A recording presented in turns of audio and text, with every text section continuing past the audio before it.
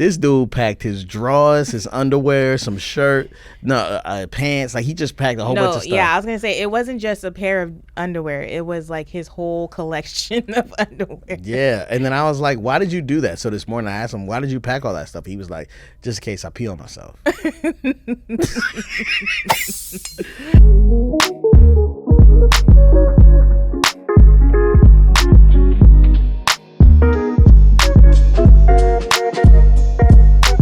Hello, my name is Mrs. Melanin. And I'm Belief Mel. And we're here with episode 189 of How Married Are You? Okay, my name Belief. This is Yvette. Married 13 years. I forgot how the rap goes. Wow. Don't look at me like that. Like it sounded like not good. Okay. It sounded very offbeat. Okay. And for me to say that. It's bad. I know it's bad because. I said it. I watched you iron offbeat one time. You was ironing a shirt and you had no rhythm. Just joking. That was a joke. You were supposed to laugh. I was like, what? How do you have rhythm while ironing? I was so confused. Come on, babe. I was like, are you really that offbeat, Yvette? My name Belief. This is Yvette, married 13 years. Okay. My name Belief. This is Yvette, married 13 years. Live in California and we got four kids. Relationships scary. It's very necessary. We share all of our struggles. We ask how married are you? Every Tuesday and Thursday, shawty. If you're listening, you're in the wedding party. It's okay if you want to put your hands up. You got the questions, we got the answers. It's chocolate baby story time. Chocolate baby story time. It's chocolate baby story time. 1, 2, 3, and... It's chocolate baby story time. All right, y'all. So our kids have started... every year I try to find some sort of homeschool enrichment program for the kids to participate in to kind of give them an opportunity to socialize with other homeschoolers and be in a learning environment that is not ours, to change up the learning environment a little bit. Well, it was the first day of the day. So it's one day a week. They're gone for a majority of the day. I dropped off all 4 kids. All 4. Uzi started junior kindergarten this year, and I was not expecting him to last the whole day. Yeah. First of all, I dropped him off, got him in line to go with his people, and then they started to walk off. Like, I was with him the whole time. I was like doing a squat, making sure he could see me. We were like connecting, and then it was time for them to leave. I get up, I back away. They start walking away. And I start crying. Crying. Mm-hmm. I was like, this was not supposed to happen. He was supposed to cry, and then I was supposed to take him home. Mm-hmm. I don't think I expected him to like make it through, like to even go that far. And then I went to go check on him. Like, after they had gotten settled for a few minutes, I went to go like just look and see if he was still okay. And he was fine. He was playing. And then he caught me and he made eye contact with me and then kind of turned away like, I don't know who you are. Yeah. Ain't nobody else, Mom, here. Yeah. Why are you there? Yeah. And then during the day, Glenn called me to check on him because, you was nervous too. Mm-hmm. But one of my friends, she works on the campus. She texted me a picture of him sitting all by himself, kind of looking mopey or whatever. But I guess he was watching the other kids on his swing and he wanted to turn on this swing. But I'm realizing that he's kind of a COVID baby. Like, he doesn't really have to socialize with other people because his siblings or we are there to like facilitate that. Yeah. Mm-hmm. So it's interesting. Anywho, though, one of the parents came up to me after school and was like, you win the award for best greeting ever, because that child saw me and ran. Mommy, jumped into my arms. Oh my gosh. It was the best reunion I could have ever Did you film asked it? For. I didn't film nothing. I know. I was like, I wish somebody caught it on camera because it was divine. I'm picking him up next week. No, you're not. That's my baby. Nah. But I'm so proud of him. He made it through the whole day. No accidents. Wow. Nothing. He did it. He was a big boy. Yeah. I just want to talk about last night, how he packed his backpack. He's packed his backpack and he put, what are the kids at the door? Is someone at the door? Hold on. He packed his own backpack, and no one told him to. No one told him to. Yvette just like, here's your backpack or whatever for school. This dude packed his drawers, his underwear, some shirt, pants. Like he just packed a whole bunch of stuff. Yeah, I was gonna say it wasn't just a pair of underwear. It was like his whole collection of underwear. Yeah, and then I was like, why did you do that? So this morning I asked him, why did you pack all that stuff? He was like, just in case I pee on myself. All right. My goodness. So right before we get into this topic, I just want to let you know that we sat down and literally started talking. So that is the beginning of this episode. And the second part is as we hop into this email. So we're going to play the beginning of this episode, and then we're going to hop into an email. I was asking you, is there an expectation? But I understand that there is an expectation. No. Well, okay. So what do you mean by that? So I mean, like beyond, I guess it would just free me up to do what I'm actually trying to do now. I wouldn't have to try as hard because the time would be there, hopefully. What do you mean? Would I expect you to go get a job? Not necessarily. I don't know. Yeah. Like, would you expect me, like, if you came home, if the kids were all in school, and I was sitting at home in a clean house, watching soap operas, and maybe hosting brunch with my girls or something, how would you feel about that? I wouldn't care. Even though we need money. No, I understand that. Well, I think in the maturity now, I understand that, like, you sewing into your community and hosting other women is very valuable for community and valuable for life, right? Like, immaturity would say, what did you do all day? You know what I'm saying? Like, me, from experience, I understand. Like, as long as I come home... to a cooked meal? No. As long as I come home and you're not like, you're never here. You know what I'm saying? Like if I'm like, hey, I'm going to be working late because I didn't finish everything I needed to do. And I like to provide in this way. And so, or I was writing this song and I really love the way this record is going. So now I'm getting vibes from you that's telling me that that's not okay.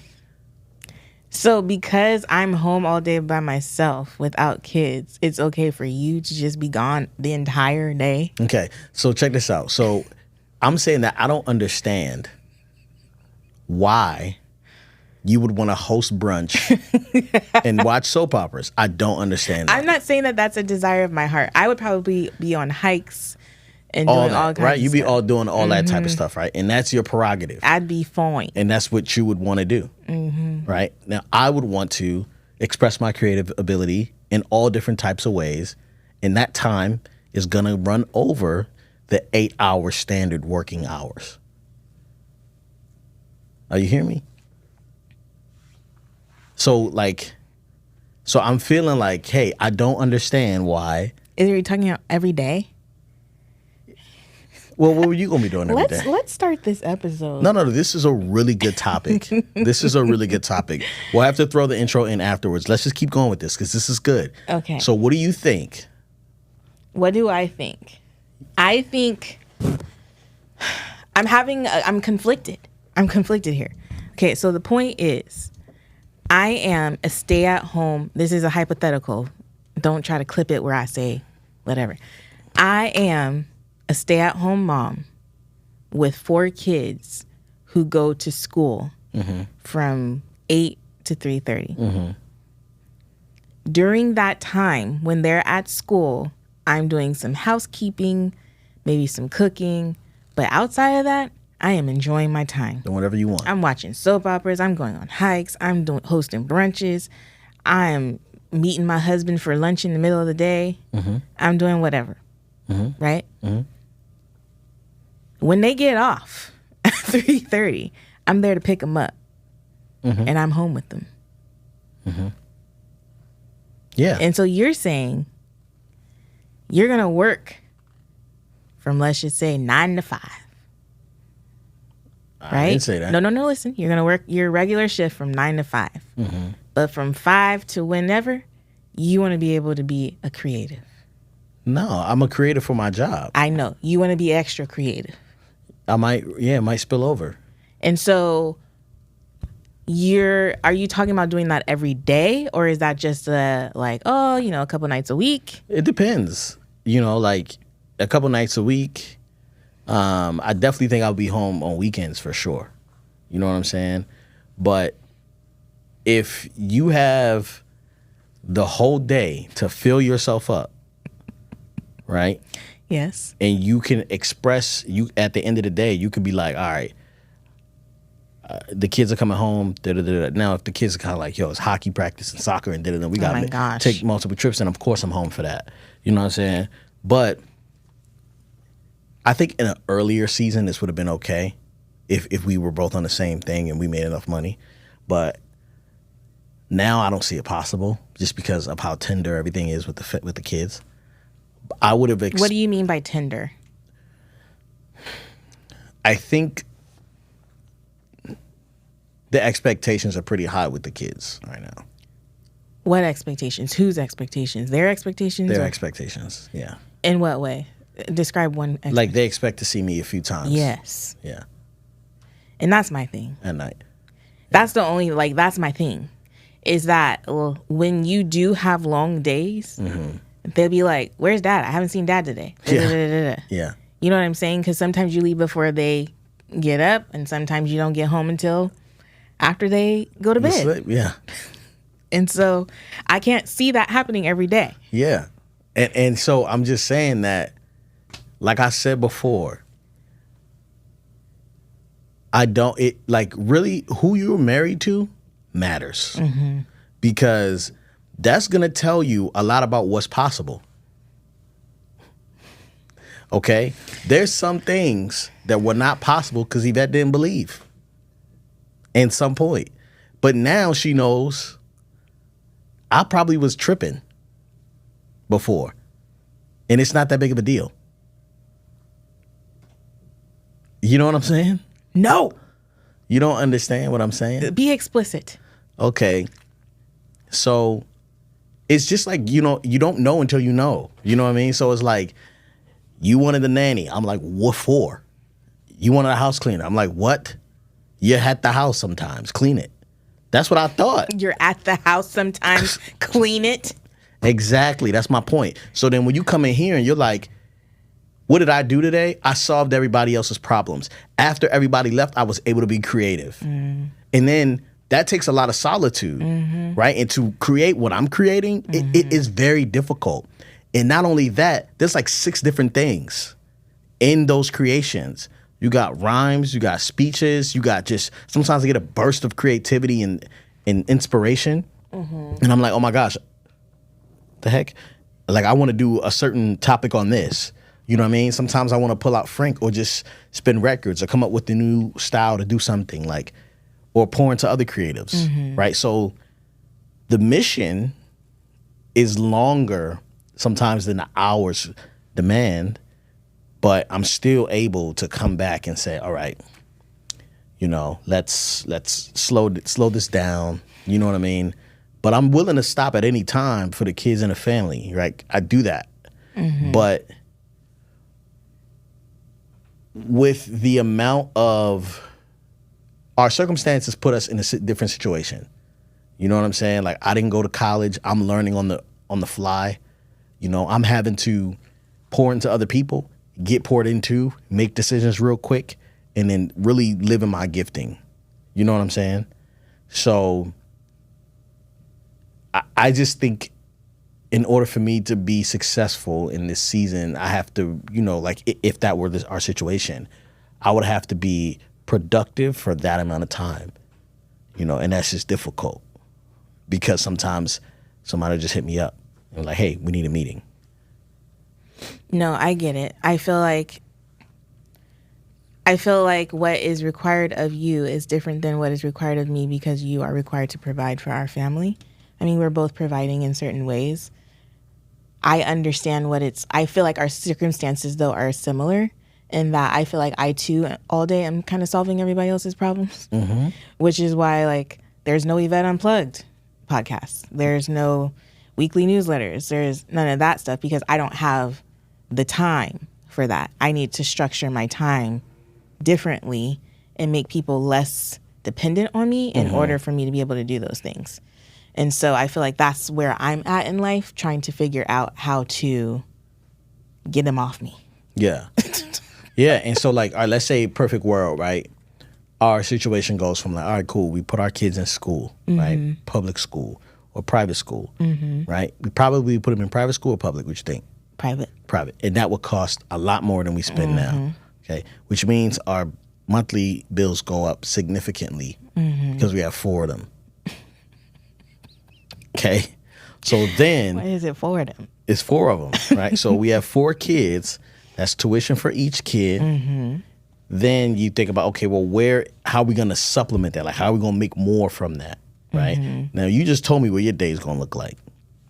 Hiking, girl trips. No. Brunches, days of our lives. No, I'm not saying that is what it's going to look like, but a couple of days a week might look like Do that. what you got to do. Tuesdays And Thursdays. the whole thing, babe, my thing is, whatever you need, do it. But I need some stuff in order to make it happen. Right. And so I listen, like, I believe that I'm becoming who I need to be in order to provide for our family in multiple different ways and do what I'm called to do. And I believe you're becoming the woman I need as well. You know what I'm saying? And I think that sounds so weird because we always think about like getting this person and they set still and they don't ever change. But it's like, nah, like your mindset has to be transformed to be like, yo, no, we have to get it. Like, like, you know, it went, you know, 2 years ago or a year ago, the situation was kind of like, well, I don't know if I want to do this. And I'm kind of like, good for you. Right now, I was like, this is what I can do. This is what I will do. I'll think about what I want later, you know? And so we just think about things different. Right now, you're doing something you don't want to do. You know what I'm talking about? Oh. You got to do what you don't want to do, right? Right. Yeah. Okay. So, yeah, that's a nice little segment. Let's go ahead and get into this email. We got an email? All right. Hope you and your family are well. First of all, I came across you guys from one of Glenn's fatherhood breakdowns, Uzi and the Seatbelt, I believe. I started listening to How Married Are You sometime last year, and you two are a blessing. I enjoy your family content. It's uplifting and great to see. I put off emailing for a while, but here it is, about me. She says her name, but she doesn't want her name said. I'm Nigerian, but live in Ireland. Yes, there are Black people here. Ha ha ha. I am a 23-year-old graduate, class of 22, and I started a new job, aka my big girl job, last July. I work for a tech consulting company. My role itself is quite technical. I've been doing this job for a while, and I don't enjoy it. Sorry, hold on. Now I got distracted. I've been doing this job for a while, and I don't enjoy it. I keep thinking, oh, I'll give it 2 years, but honestly, I don't think I can. I also think maybe finding a different role within the company may be an option. I turn 24 tomorrow, and am currently single and trusting that God will give me my life partner at the right time. I have interests like music, makeup, fashion, and cooking. I would love to do an MBA abroad. Master's of Business Administration? MBA? I thought that was just a master's degree. Oh, maybe. I have no idea. I don't want to live life stuck in a job that gives no fulfillment. I'm just kind of unsure how to harness these interests into a career that is not only fulfilling, but also will allow me to financially be stable. I also don't want to end up being someone's girlfriend and eventually wife who is constantly complaining about her job. Any advice would be greatly appreciated. Much love. I like this email because it's not like our typical email. You know, usually it's a relationship, something or another. But this person is like, in my singlehood, I'm 23, about to be 24 tomorrow. She's 24. I'm 24 years old. I don't like my job. What should I do? Because I don't want to end up in a relationship where I'm complaining about my job. And let me tell you something. I've been married to that person. It ain't fun. Yeah. Well, I think that, you know, as someone who's had multiple jobs that I could not stand, and just I wasn't good at or called to do, I didn't really understand what the other part of that was. So the other part of not enjoying your job or your season, right, and just, I realized that no matter what job I worked at, I didn't like any of them. You know what I'm saying? Like there wasn't a job I was like, man, but this job was actually. But was there a job that initially piqued your interest as if it was going to be something that was? What do you want, child? Theo says that if I hit his ball to knock my ball into the thing, it's gonna be his ball. I got a solution for you while you're playing pool right now. While we're trying to work, you can put the pool table away. But is that true? What? Theo says if I hit his ball to get my ball in the pool, it's his ball. Yeah, you got to call that. Really? Yeah, man. Anaya, what do you want? You're sneaking in So here. like if you hit the white. What did she say? I don't know. Crack the door. Get off of that. You're gonna knock over the I can't picture. see nothing. Babe, I actually need a light in front of my thing. I was on a call today. What suggestions do you have? Should I take one of these? What are you talking about? Because you're not bright enough over here? No. At home. Anyways, we'll talk about it later. So wait, are you? Your eyebrows just twitched. Are you about to talk about pool? Or are you talking about? I have multiple things. I just went to 3 different places because I do. Let me stay on track, really quick. So if I'm solids and you're stripes, if I use the white ball to hit a stripe to get my solid into a pocket, You can't. You're not supposed to do that. Why? Because you're only supposed to hit your balls. But what if there's no way for me to not hit your ball? That's where you got to do geometry and skill and be technical. So you said you can make the balls jump. Like it's a lot of skill that goes into it. Oh, like jump over the thing. Psh. Yeah. All right. My second question was, I need light, but we'll talk about that after. Okay. And then thirdly, let's pick up where we left off. So you said you realized that every job you had, you didn't like none of them. However, was there any job that you got that you initially thought you were going to like? Because I think there's a difference. For me, I wanted to be a teacher. Mm-hmm. But see, I gotta like it all, or I gotta like probably like 75% of the job and hate 25. You know what I'm saying? I gotta like most of the job. So let me tell you, like something about teaching. Did you like tutoring? Actually, yes. Did you like grading papers?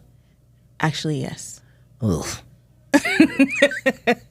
It was like the administration and all of them that I didn't really like. Okay. I mean, no offense to administrators. They were just doing their jobs sometimes. So that's like maybe like 5% of the job you didn't like. Oof. 15? I mean, as an ASB director, I had to deal with administration quite a bit. But as a math teacher, probably not so much. Test results. I mean, like, okay, so let's say teaching, I don't know. It depends on what the year. Okay. Because there was years where I literally had to teach a class full of Spanish-speaking students. Yeah. And I'm an English-speaking person adult. Yeah. So it's like I was set up for failure, I felt like. You know what I'm saying? Mm-hmm. So that was kind of one of those things where it's like I feel like administration could have set me up for success in a better way. They did give me a Spanish-speaking aide, but yeah, that was tough. that was a rough year. I had a couple of years like that. Yeah. Woo. I remember that, man. That was tough. That was hard. So like I feel like, yes, I enjoy, like when you teach and they get it, or even you get to make those personal connections. And it's just, I loved teaching. Yeah. I love teaching. It's harder now. I think teaching 4 kids homeschool is harder than teaching hundreds of kids every day, but whatever. One subject.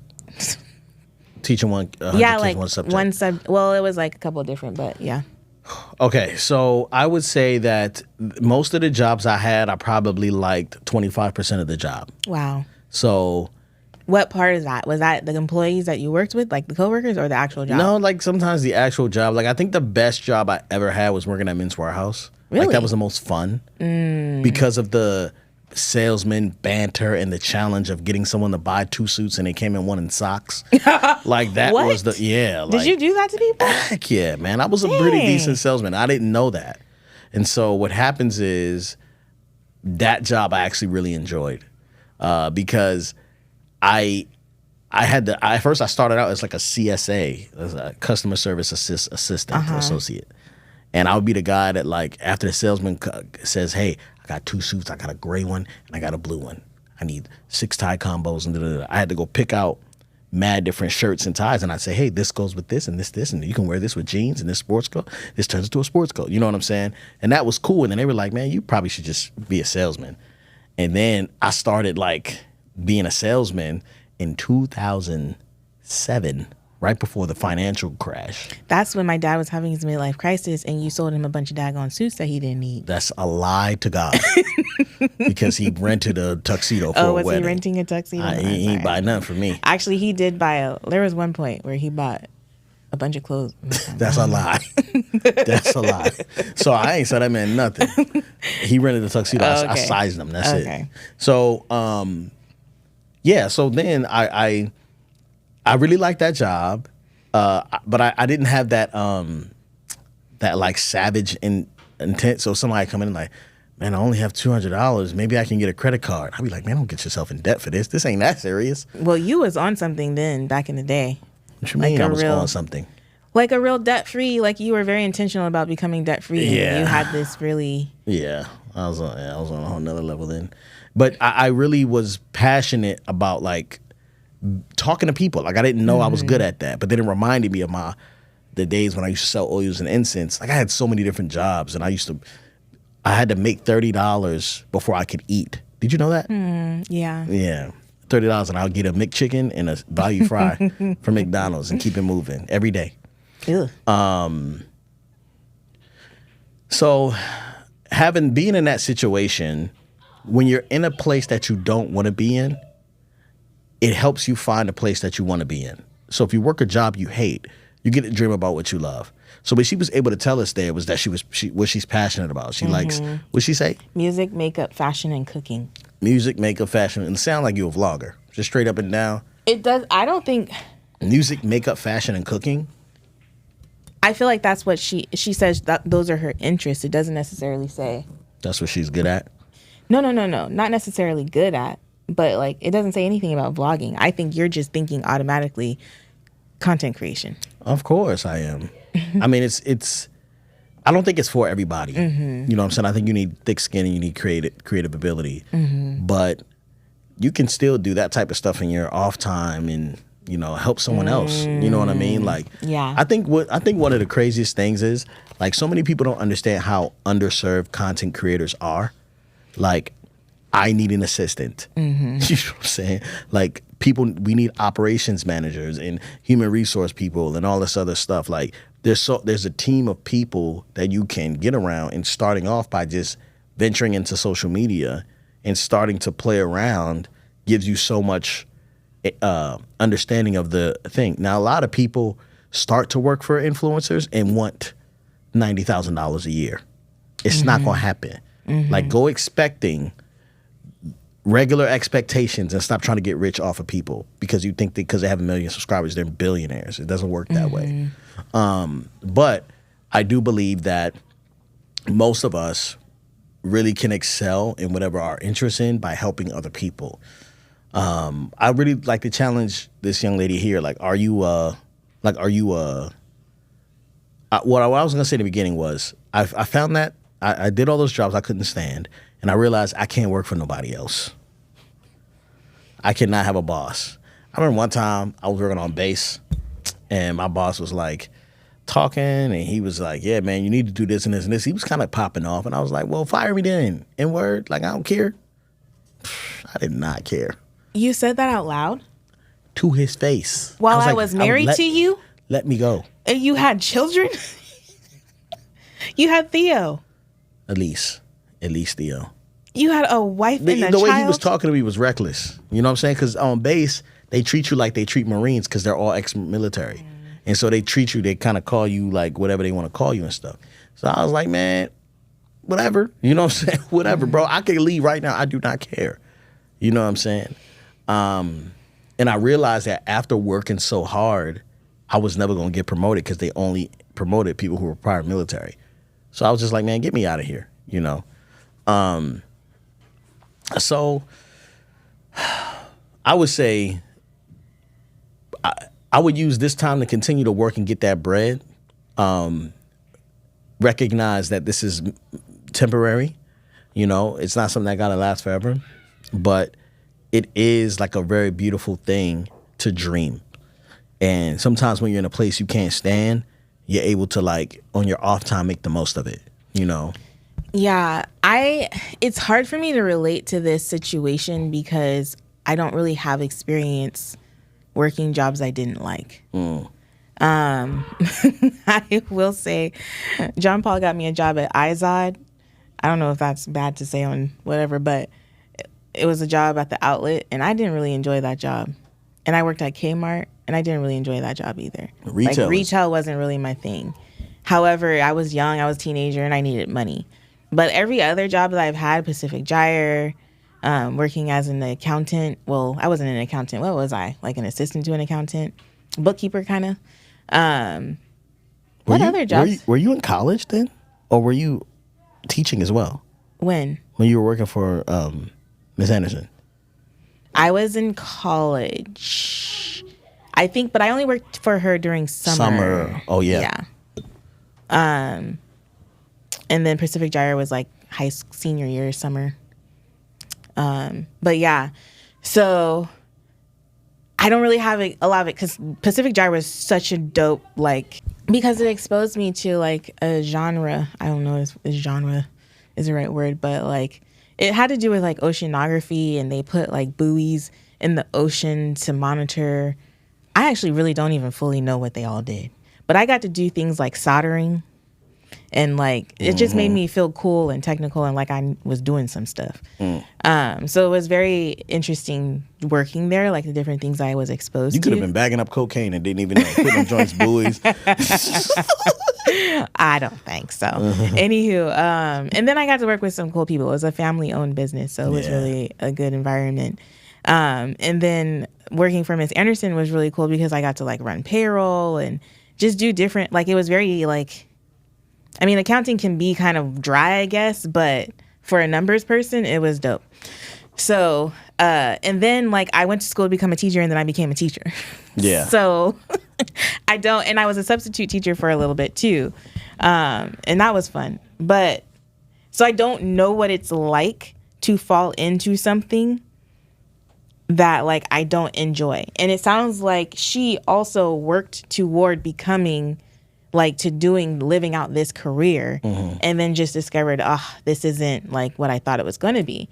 And I think that in your 20s, it's okay to have that experience. It's tough if you don't necessarily have parents to like kind of fall back on to support you while you go explore and figure out what course you want to take in life. But I do believe like as you're in this career as a single woman, I think you do have some freedom that some people who are married with kids don't necessarily have. And I think that Glenn is right. I think you should stack that paper. But while you're doing that, explore these different interests. Yeah, get some hobbies. Like right? really figure out what it is. Like go to, I don't know. I feel like they have like esthetician school classes or like something you could do. And then maybe you could be building up a clientele. I mean, I don't know how long you're planning on staying in where is she? Ireland. I really want to go to Ireland. Did I ever tell you want that? to go everywhere. Girl, you want to bring me out to Ireland? Let's do some stuff. You gonna go out there with a stranger? Won't even tell you her name? She did tell me her name. Listen, she didn't tell them her name. Just to put some, like, just to help you guys understand, okay? I worked at a card factory outlet. I worked at McDonald's. I worked at Foot Locker. I swept hair at a barbershop. I worked in the back of a CD store making burnt copies so the DJ could sell them on the weekends at the flea market, right? I worked at a bookstore. I worked at the Men's Warehouse. I worked at Solo Cup Company, which is where they make cups. I worked at the Men's Warehouse. I was a freaking salesman there. I was a rehab technician. What else did I do? Is that what you did at the V? Yeah. You were a taxi cab driver. You took care of an old man. I drove taxis like 2 years before Uber came out. I was driving taxis. I had to wake up at 4 a.m. and I had to I had to start driving at 4 a.m. and end driving at 4 p.m. And I had to pay $80 a day for the car. It sucked. I was a CNA for an old elderly person. I got peed on. The way you just did your hand. Other things I've done. I've done other things. Did you do the call center? Oh my gosh! I worked at a cubicle at a diabetes firm and a call center, and it was so boring. I was like, this is the worst ever. Babe, was this all before you turned 30? Well, when I turned 30, where was I working at? I don't know. I'm trying to remember. Who we was were married. born We were when married. you were 30? We had our first kid at 28, and I worked. Yeah, it was all before I turned 30. Yeah, and so that's what I'm saying. I feel like your 20s is the time for you to be able to like. I had like 27 jobs before I turned 30. I mean, you do the math. Babe, I just watched your fingers. It was less than 20. No, I haven't. I don't remember all of them. But I have like a lot of different careers. I used to install. Okay, we get it. Countertops. You did a lot. And polish them. I worked at Home Goods. Oh my goodness. Okay, we get it. Yes, you had 27 jobs. Dang, that's crazy. I know I'm missing a few. Anyway, girl, follow your dreams, man. You ain't got to be loyal to these jobs. Yeah, I mean, do it, but also be strategic. Don't be like me. First of all, I'm saying do it, but be strategic. Hello? Yeah. So I think it's okay, like, see if there's because at one point Glenn was considering taking a haircutting class. Going to barber school. Barber school or something. You know how much something. it costs? $15,000. Yeah. But they have programs that work with people who are working. So, like, you could probably find some sort of school that would help you, like, I don't know what it is for makeup artists, but some type of school that gets you certified so that you can get a certificate and work weekends at, I don't know, doing people's makeup for weddings or whatever. And in the meantime, you can do people for free and post it on Instagram and see if anybody else gains interest. I mean, that's one of the perks of living in the days of today. I used to be a DJ at a skate rink. Okay, babe. You were a DJ. Did you even list DJ? I was a DJ. And he was a rapper. He still is. Videographer, whatever. Anyway, what do we say now? How married are you? You want me to go first? Yeah. I'm so married that last night, after you went to sleep, I loaded the dishwasher and started. I was wondering. Did you think you did it? No, I was wondering, like, when did this happen? Yeah. Because it's like 11. I feel like, yeah, I don't know. I appreciate that. Thank you. Yeah, because I was like, dang, she's about to wake up.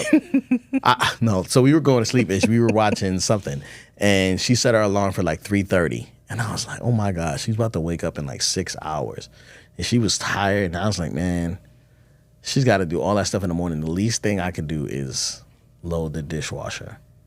And then this morning I was like, I probably could have made the chicken and rice too. So maybe next time. But that's what I did. How married are you? I'm so married that today I had to waddle from the toilet to the kids' bathroom to get toilet paper. After going big potty, y'all, because my husband left the thing clear, and by the time I got to the toilet... What thing clear? The toilet paper? The toilet paper roll. There was no toilet paper. Because usually, babe, you don't even take the brown thing off. Usually, you just leave the brown thing on there, the little, like, cardboard part of the toilet paper roll, the inner tube. I'll leave that by itself? Yes. I do not think so. Oh, my gosh. Blame it on the kids. No, it can't absolutely be me. not. No. It could never be me. Babe. Okay. I got you. All right. I'm going to start getting video evidence. I need receipts. Okay. But listen, normally that's your thing. And that's my thing. I go around getting in relationships significantly for 13 years just to leave a little brown tube on the toilet paper holder. At least babe, I feel like you've told me in the past you do that so you know, so the person comes and they know, oh, I got to go get some toilet paper before I sit down in this toilet. Anyway, I don't know what I was doing, but I didn't pay attention. I just sat down and took care of business. If I ever said that, I was trifling. Sorry. You were very trifling. Okay. You are. Okay. Anyway, I'm so married. I didn't actually cuss you out loud. I just did it in my head. Yeah. Does that count? Yeah, that's something. That's something. That's great. That's all I got. That's great. And that's just how married we are.